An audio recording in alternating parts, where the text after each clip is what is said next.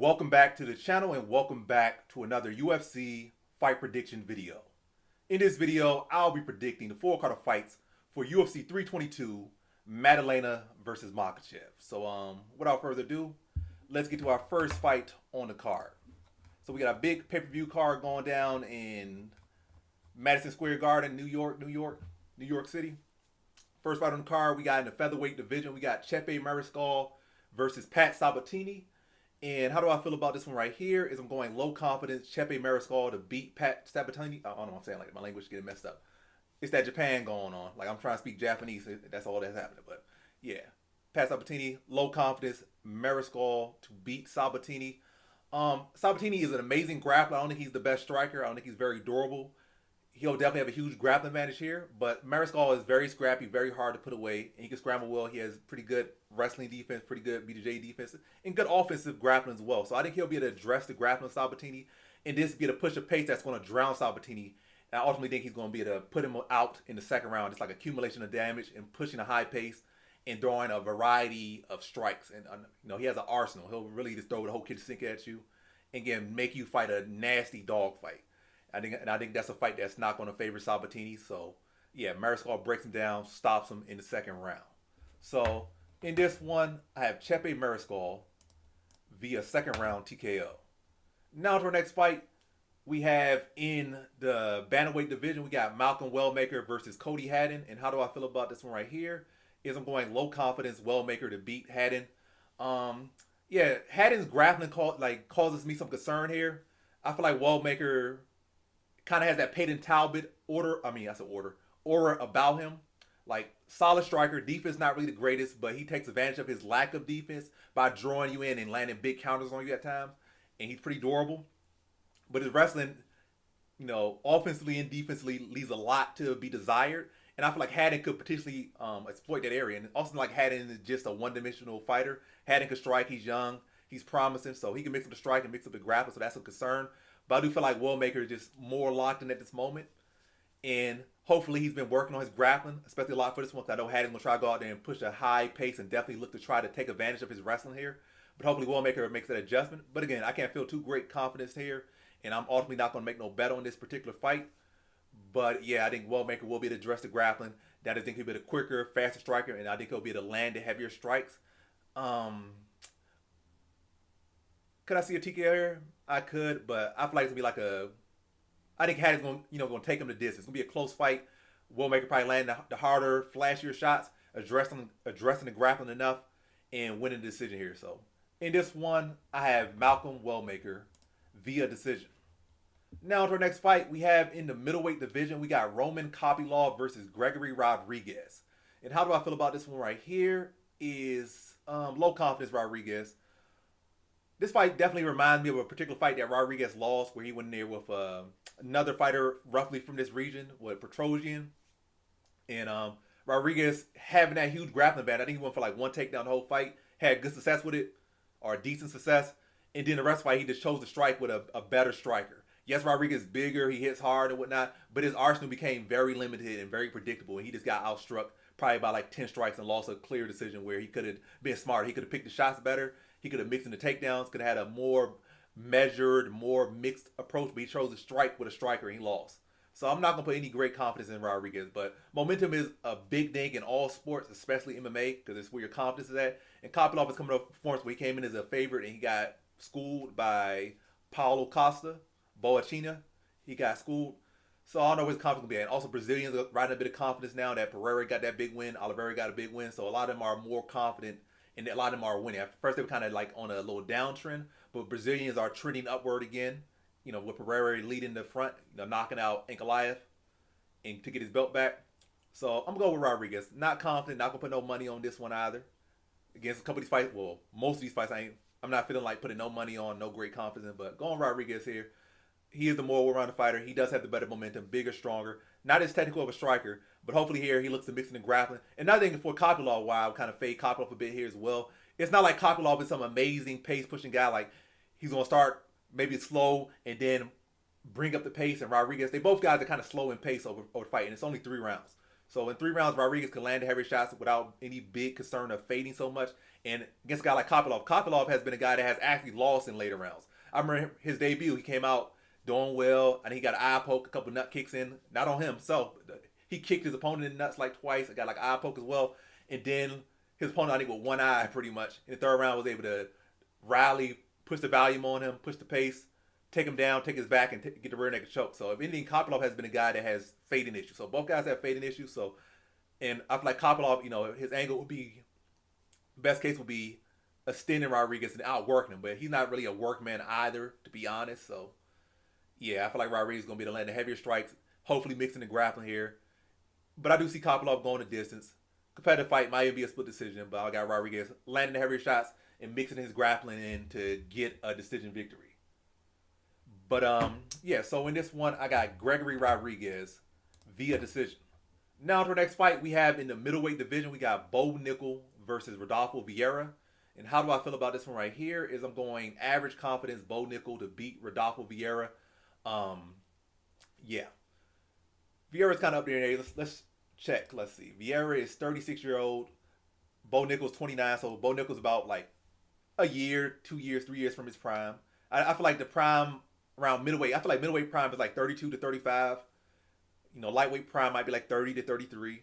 So I feel like Bo Nickal's still sitting outside his prime, whereas Vieira is like, again, he's past his best days. He's still getting better because he's still very much a newbie in MMA. Like, he's a legend in BJJ.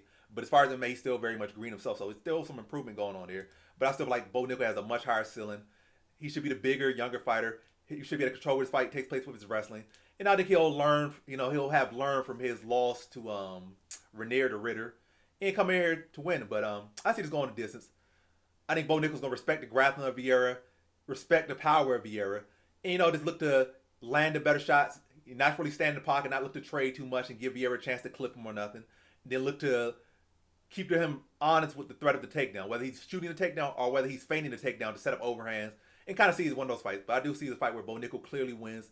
And I even see at points, again, where Bo Nickal will take him down. I don't think Bo Nickal will go out there and try to, out BJJ him, go out and try to submit him or do nothing crazy like that. But maybe play in the guard a little bit, maybe pass to half guard and try to have more of that little anchor position.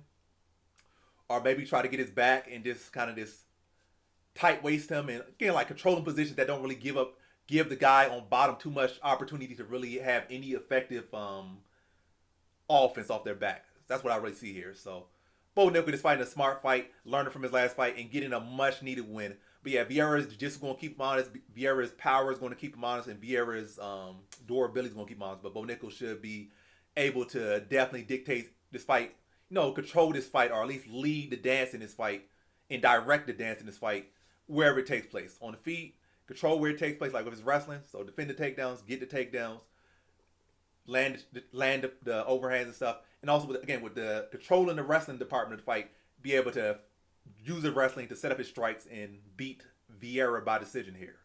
So in this one, I got Bo Nickal via decision. Now to the next fight, we have in the middleweight division, we got Meerschaert versus Daukaus. And how do I feel about this one right here? Is I'll go average confidence Daukaus to beat Meerschaert. It's really just a stylistic thing for me here. I don't feel like Daukaus has ever really had an issue with somebody that's like a grappler or just a veteran necessarily. I feel like where Daukaus has definitely struggled most have been guys that have had experience, but also were able to physically impose themselves upon him. And I don't feel like Meerschaert has ever really been this big physical guy. I feel like he's been a good rallier, but he's not really been that big physical presence in my opinion. So I don't think he's going to be able to just overwhelm Daukaus, especially coming off a knockout loss. If anything, I think Meerschaert's coming off 2 losses, I believe. Yeah, he's coming off 3 losses. All those losses weren't necessarily bad performances, but he's coming off 3-fight losing streak. Daukaus is 32, sitting right in his middleweight prime. A well-rounded young guy who's hungry and definitely looking to make this second stint in the UFC his better stint in the UFC. And going over Meerschaert, who is very chinny and doesn't have the best striking defense. I think he'll be able to address the grappling and really connect the strikes and put Meerschaert out within the first round. So in this one, I got Daukaus via first round TKO. Now to our next fight, we have in the strawweight division, we got Angela Hill versus Fatima Klein. And how do I feel about this one right here? Is I'm going low confidence Fatima Klein to beat Angela Hill. this is definitely one of these spots where Angela Hill could come out and, use her veteran experience to beat yet another young prospect. But I feel like Angela Hill just looked so flat in her last fight. She really looked her age in her last fight. She looked 40 plus in her last fight. I just feel like her punches didn't have no pop behind them. Her IQ just really wasn't there. Her energy just wasn't really there. And I feel like I saw that in a couple fights. Like she has those fights where she'll look like she's look old. And she got next fight, or she's rejuvenated. And I feel like out of her last 3 fights, for like 2 to 3 fights, she just looked kind of flat. And I feel like Fatima Klein will be the taller, longer fighter, younger fighter here. Probably will be to mix up a little bit better here. But I see this is a close fight. Probably another split decision, but they'll lean Fatima Klein. But close competitive fight. But I think Fatima Klein will be able to use her length, her speed. I think she'll have more pop on her punches. But close fight. But Fatima Klein probably just be able to land the more shots, or maybe be able to land the bigger shots. I feel like Hill's been landing more shots than really the majority of her fights, if anything. But I feel like, again, in her last fight, it wasn't really about the lack of volume. It was about the lack of pop. I feel like her punches just looked like they were like somebody that just straight up did arm workouts all week long and did not get a chance to loosen their arms up. Like her punches they had no power. Her energy might be in there, but her arms were zapped. Like they had no punch. Her kicks had no power. Her punches had no power. Her elbows had no power. Like she was just straight up doing wet noodles out there. So she might still land more volume here, but I feel like Klein will land with more pop. And the judges gonna see the close striking totals, but Klein having more pop on her punches and her kicks and her elbows, and that being the difference. So, in this one, I got Fatima Klein via decision. Now to our next fight, we have in the middleweight division, we got Bansagor Susurkaev versus Eric. I don't know how to say his last name, but McConnico. And how do I feel about this one right here? Is I'm going average confidence Bansagor Susurkaev to beat Eric McConnico. Susurkaev can easily address the grappling of McConnico, and McConnico does not have the best striking defense nor the best durability. I feel like this is a fight where Bansagor Susurkaev can go out there, just have fun essentially. Like respect his opponent, come out there, train hard, but this should be a fight that should definitely favor him a whole lot, and he really should run through McConnico, and I think he will get him out there in the first round. Just really go out there, connected strike, pressure McConnico, throw in volume, break McConnico down, and get him out of there probably early, mid, first round. So, in this one, I got Bansagor Susurkaev via first round TKO.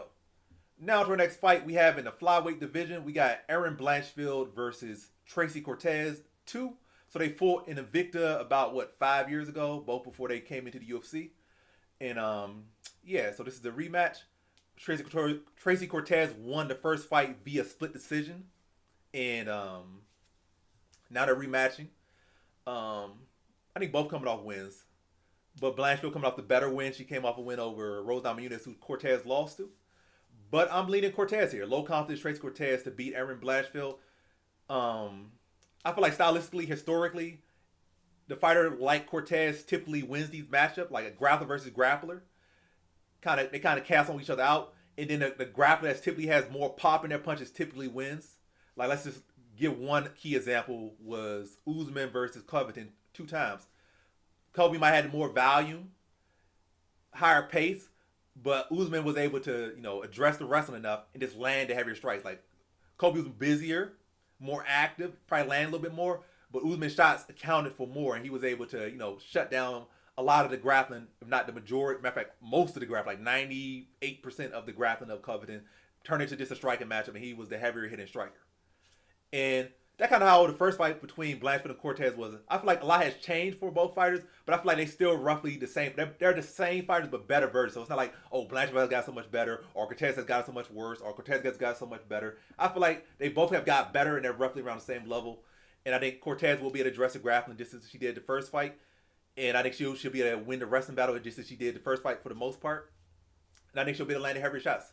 And I think this fight being 3 rounds and not 5 definitely benefits Cortez being the more heavier hitting fighter, and I think the more technical boxer of the two.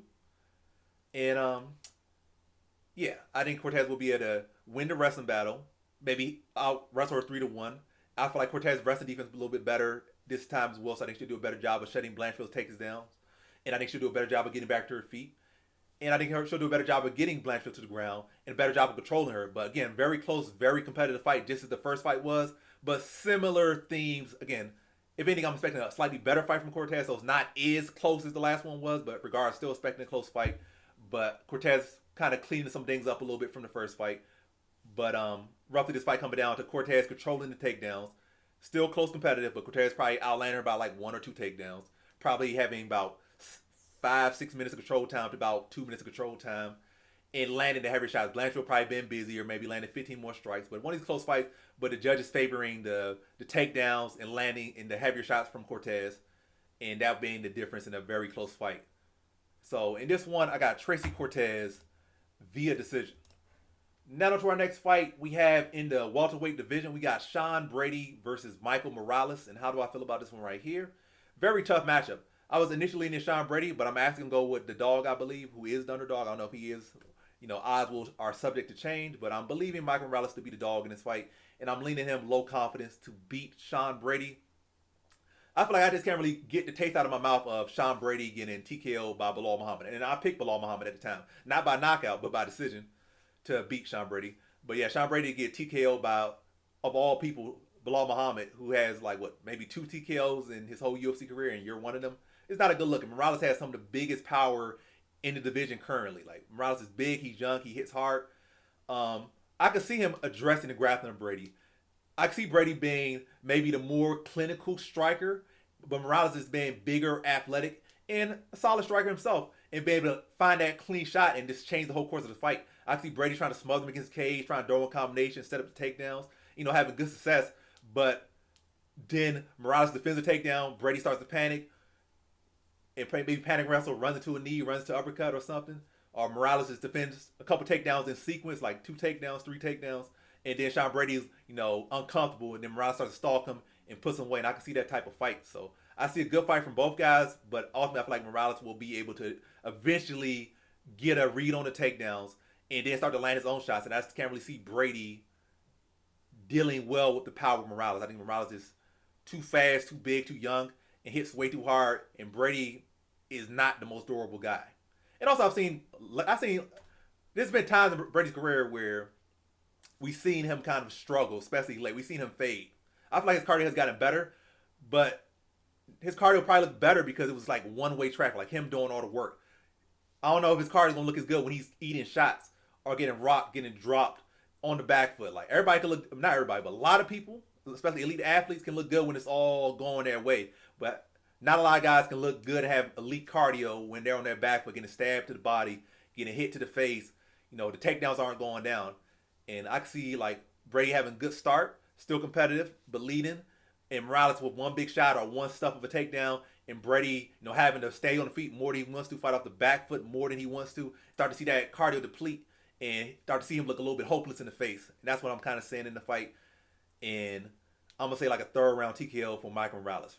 Might be 2 rounds in the hole, but the 3rd round, Brady wearing a little bit of damage, mouth breathing a little bit, backpedaling and not really having to answer no more and just trying to survive to the bell. But Morales starts to tee off on him and gets him out of there in the last round. So in this one, I got Michael Morales via 3rd round TKO. And I don't know if I'm talking too fast or whatnot, but it is what it is. Try to slow it down a little bit. Sometimes I'll be talking fast and I don't know I'm talking fast, so I'm like halfway through the video, so I'm gonna slow down, slow jam it. But next fight we have in the lightweight division, we got Beneil Dariush versus Benoit Saint Denis. And how do I feel about this one right here? I'm going low confidence Benoit Saint Denis to beat Beneil Dariush. And yes, there's some MMA math going on here. Dariush beat Moicano. Saint Denis got dominated by Moicano. But I don't feel like Dariush has ever really been, like, as far as against other solid grapplers, I don't feel like Dariush has ever been that guy that just take you down and deal great damage or submit you. He did that to lesser grapplers, like he'll take him down. But as far as against other grapplers, it's more so this positional control. And I can see him doing that a bit against Benoit Saint Denis. But one thing about Saint Denis, even in that fight against Moicano where he got dominated, he had like one eye and he was still fighting. He was still pushing the face. If anything, he was the 2nd round, the fight got stopped. He was winning the round with one eye. Like, he got brutally beat the 1st round. And he low-key was winning that 2nd round off one eye.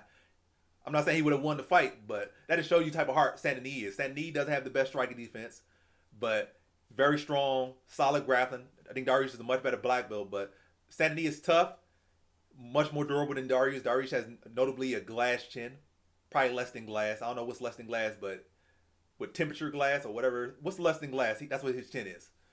And it's not like Saint Denis is a big puncher. He's physical. He can hit a bit hard, but it's the difference between having power and having knockout power. Like you gotta have heavy hands, but not really be a knockout. But it's not gotta have that pop that really puts people to sleep and puts people on their butt. Like Sandy don't really have that too much.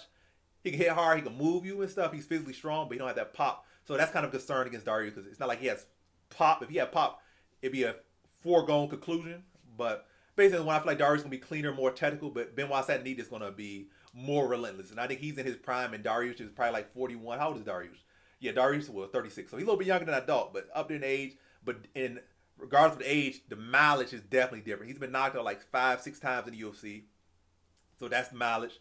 36, and Benoit's only 29. Benoit might look like he's 35, but Benoit's only 29. He's a young guy, fresh in the UFC. He already has had a bunch of wars, but way less mileage than Dariush, who has had a bunch of wars, has had a lot of years in the UFC, has had a lot of injuries, and has been knocked out like 5-6 times in his career. So much more mileage on Dariush's side. I just think Benoit will be able to push a crazy pace. It'd be a crazy fight. Dariush probably be the more technical, cleaner fighter, but Benoit is going to push that crazy work rate on the feet and the ground. It's really overwhelmed Dariush. And I see a second round TKO. Like, I don't know why I say it like that, but yeah. I see a second round TKO for Benoit Saint-Denis here. Just overwhelming and breaking Beneil Dariush. I sound like Rakai right now. Pushing that crazy pace and getting him down and out mid to late second round. Just volume and relentless. So in this one, I got Benoit Saint-Denis via second round TKO. Now on to our next fight. This is the co-main event. Nope, not quite. Not quite. We got in the welterweight division, we got Leon Edwards versus Carlos Prates. And how do I feel about this one right here? I'll go low confidence Carlos Prates to beat Leon Edwards. I feel like Leon Edwards, I was trying to go angle, but I'm not going to go that angle. I'm still going Prates, but I'm not going to get into that. I could be talking for 7 additional minutes. But basically, I feel like Edwards is definitely not at his best anymore. And even at his best, I feel like stylistic-wise, we started to see where he started to shift. Like, when you look at the Usman and Covington fights, he shifted to a very good counter wrestler. Like, he had good tools to deal with a wrestler. The wrestlers don't really have the best striking. His wrestling defense improved a lot. His ability to get back to his feet improved a lot. His offensive takedowns improved a lot. Like, so, again, his overall wrestling improved a lot. His overall grappling improved a lot. And he had the right tools to deal with a wrestler. Like, he'll chop up the leg. Again, wrestlers don't train to defend leg kicks. I mean, they be in MMA for years, but again, they're not going to be as solid at defending leg kicks. They're not going to be as good at taking leg kicks. Whereas a guy like Prates, who has extensive Muay Thai background, they've been getting kicked in their leg the whole life by guys that can chop trees with their kicks. So Prates ain't going to be too worried about the kicks of Edwards, and it's not going to do too much to deter him. He's going to be applying that forward pressure on Edwards, looking to crack him with bigger shots. And I feel like Edwards' striking has deteriorated. I feel like his striking is still solid, but it has definitely deteriorated. So the best thing that Edwards do, like as far as striking, like his kicks are very good. We've been doing recently a lot of his leg kicks, chopping up the legs, especially the lead leg of wrestlers, which isn't really going to be as present against Prates, who's a Muay Thai specialist. So he's going to be able to deal with those kicks pretty well, take them pretty well. Then Edwards, again, his boxing has declined offensively and defensively. His footwork has declined, Edwards, offensively and defensively. And his other best thing is elbows. I think Prates is going to be prepared to deal with the elbows. If anything, I say the X factor for Edwards will be the grappling. I feel like Prates, after his last fight in his recent training camp, I feel like he'll have prepared for the wrestling. Also, there's not been a 5-round fight. I think that also benefits Prates as well. So basically, I think Prates will be to deal with the best tools of Edwards. Apply the pressure, land a heavier shot. I can see a knockout here, but I'll say decision here. I think Edwards will be busy, been off the back foot, and Prates might have to, throw his own leg kicks and kind of break Edwards down a bit, chopping his legs up, dig into his body to try to land the shots over the top. And I think Edwards will do a good job of rolling with the shots, getting his guard up. But ultimately, I think Prates will probably be able to land the heavier shots, of course, the fight, be the forward pressing fighter. And I still think that's something they respect a lot in MMA. Not just forward pressure, but striking toes relatively even. Prates landing the heavier shots, and he's having ring control or octagon control. They'll favor it. Like Edwards might land a little bit more strikes, might get a couple good body kicks in there, good head kick attempt, a couple leg kicks in there, and be a little bit busier, a couple little flurries in there. But Prates landing the big digging shots to the body, his own big leg kicks, maybe catch him some grazing shots that might buckle Edwards at times. The judges going to be more respectable of Prates' forward pressure and his power shots over Edwards' slight more volume here, and should favor him in the decision. So in this one, I have Carlos Prates via decision.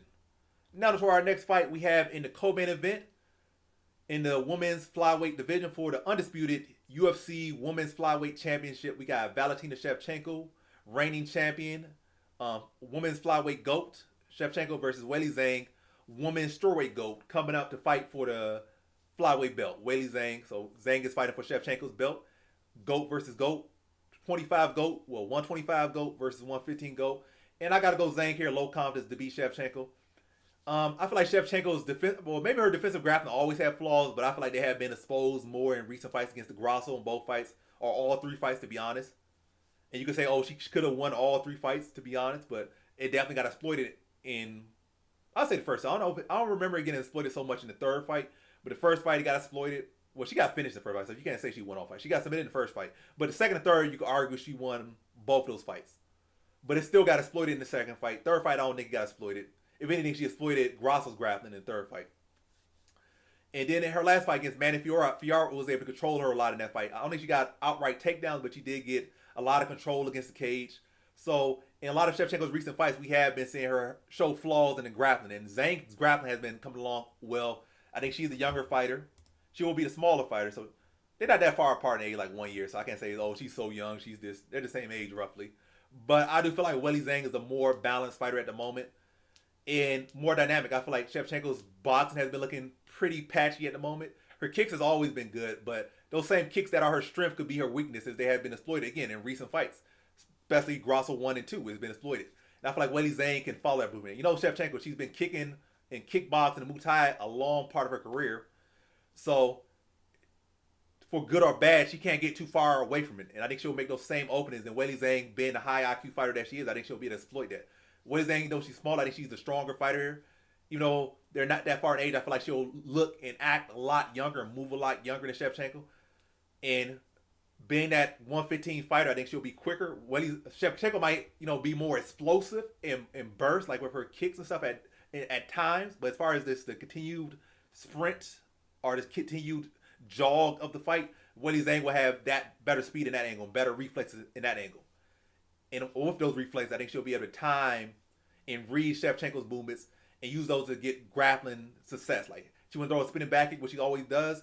She'll be able to time it, get the back, drag her to the mat, wear on her, you know, build that control time. But I do see this as a close competitive scrap. But I think Weili Zhang will be better able to exploit the flaws and the tendencies of Shevchenko. And that's what all great fighters, they're going to have their tendencies. I just think Zhang will be able to exploit the tendencies of Shevchenko, and they have been exploited much more recently than the tendencies of Zhang. I guess you could say, oh, Shevchenko has trained with Rose Namajunas a lot, and Zhang did get caught by a head kick, and Shevchenko does have amazing head kicks. But I think Weili Zhang will be, you know, very defensively minded, and it's not like Shevchenko's a great leg kicker. I feel like Weili Zhang going to have more of a high guard at this fight. I'm not to say that she's going to be out there looking like Tank Davis or nothing, but she's going to be definitely receptive and looking out for the head kicks. Because, you know, that's definitely something that Shevchenko's going to be looking for. But looking to catch the head kick, block the head kick, avoid the head kick, and maybe look to catch the head kick and initiate grappling off it. And probably one of the biggest reads, again, is the one that has been exploited the most was the spinning back kick of Shevchenko. Look to get that body lock and drag to the mat. But close competitive scrap, but Zhang ultimately being better able to exploit the tendencies of Shevchenko to edge a very close decision over Shevchenko here. So in this one, I have Weili Zhang via decision. Now to our main event, we have in the welterweight division for the undisputed welterweight title, we got Della Maddalena versus Islam Makhachev. So reigning champion of the welterweight division versus former lightweight champion Islam Makhachev and lightweight GOAT Islam Makhachev relinquishing his lightweight belt to come up here and chase glory. So how do I feel about this one right here? This is going to be a bit of a shocker. Going Della Maddalena is the plus, 300 underdog to beat Islam Makhachev. Going the underdog to beat the pound-for-pound #1 Makhachev. Yeah, going Della Maddalena. So I'm going to kind of be to the point a bit. I feel like this prediction video is kind of dragged out a little bit. But it is what it is. I'm doing something different, so I'm talking a little bit more than I usually do. And also, we did have a couple big fights on this card, so I did talk a lot more, so it's probably going to be a 40-minute video. But, yeah. Makhachev, I have not really been super impressed with his recent performance. Like Moicano, like, oh, look what he did to this guy. Who is Moicano? It was a short notice fight. He took the fight, only fight that he could take in that time. Like, he didn't turn the fight down. He fought Moicano. It's not like he chose to fight Moicano. But I'm not impressed by him beating Moicano. If anything, his striking looked very ugly initially in that fight. Then we got him to the ground, he became himself. But his striking was very ugly initially. He fought the corpse of Poirier and was losing rounds to him and had a rough fight. That's a fight he should have dominated. He had no business taking that fight to the 4th round, being bust up against a 50-year-old, essentially Poirier based on his mileage.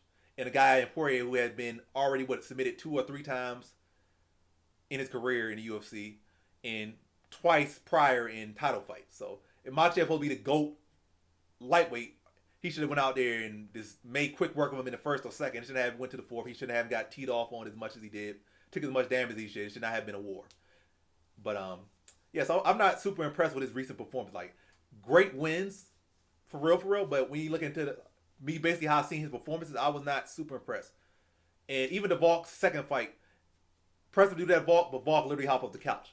Not taking away what he did, but I can't be like, oh, you beat the best version of Volk. I can't say that. He can't say that. I can't say that. No one can say that. So that definitely takes a lot of his best win, which is Volk. The Oliveira fight, good. But again, recent performances, like the Poirier fight and the McConnico fight, I can't say I've been impressed, especially not the Poirier fight. And I think Jack Della Maddalena, I think his Belal Muhammad fight impressed me a lot more. And I think if Maddalena doesn't make the mistakes of trying to grapple with Makhachev so much and more so just be a defensive grappler like he did against Belal, I think he can have great success against Makhachev. And Makhachev coming up to 170, yes, you're going to have more power than you usually have, more strength than you have, more power than you usually have, but you also carry more weight. And Maddalena, with his boxing style and his body work, body shots and attacking the body is a very, very underrated approach to deal with grapplers. Because when you start doing those body shots, you're already there for the underhook. And also, going to wrestling is a very matter of fact, grappling is the most exhausting part of MMA. So grappling is already exhausting. And you start digging into the body, you're already there for unhooks. And then once you dig into the body, it depletes from that gas tank. Then they start to really have to think about, do I have enough energy for this takedown? Should I use this energy on takedown? Or should I kind of, step back for a little bit, take a breather, and then try to, disguise my takedown a bit better and be more, it make them think about stuff they don't usually think about as much. Because now they have to worry about a gas tank. Where in the past, they their cardio is not really an issue. But when we started getting dug into the body, then you really had to go back to damn, now I had to, before I had 20 takedowns in me. Now, every single body shot taking a takedown off me or taking 2 or 5 off me. Came in with 30 takedowns in me. Now, I'm down to just 5 and I got to be real smart about these takedowns. Then we start thinking, that's when you start to be even more vulnerable. So I think Jack, training with the right people as he has, coming off that Belal Muhammad fight, I think he'll do a good job of addressing the grappling Makhachev. I think he's a much sharper striker between the two. And I think he'll be able to do a good job using that down block to stuff takedowns, looking to put Makhachev on the back foot, which will deplete his wrestling success, and not get too sloppy, not get too aggressive, but stay behind his jab, work his shots, mix his combination in, get his knees, get his elbows, and keep his strikes underneath Makhachev, so Makhachev is not able to get underneath him in the way that he wants to, and then just be the sharper, bigger, better striker. Maddalena is young. I don't think he really even touched his prime yet, and coming off, really, you might not say it's the most flawless performance of his career, but the best performance of his career as far as the level of competition and also addressing the biggest question mark of his career. Because in the past, even me, I was questioning his wrestling defense, his ability to deal with a wrestler, and he checked all those boxes off. And yes, Belal put up a much better fight than a lot of people give him credit for, but ultimately, the best thing about the fight was Maddalena's wrestling defense and his ability to just stop the takedowns and continue to onslaught and scramble and deal with the takedowns of Belal Muhammad. But see, this is a good scrap, but I think Maddalena will come in very prepared for Makhachev and be able to break him down. And I see a 3rd round TKO for Jack Della Maddalena. So in this one, I have Jack Della Maddalena via 3rd round TKO. So that concludes my fight predictions for the 4 card of fights for UFC 322, Della Maddalena versus Makhachev. And as always, thanks for watching. Peace.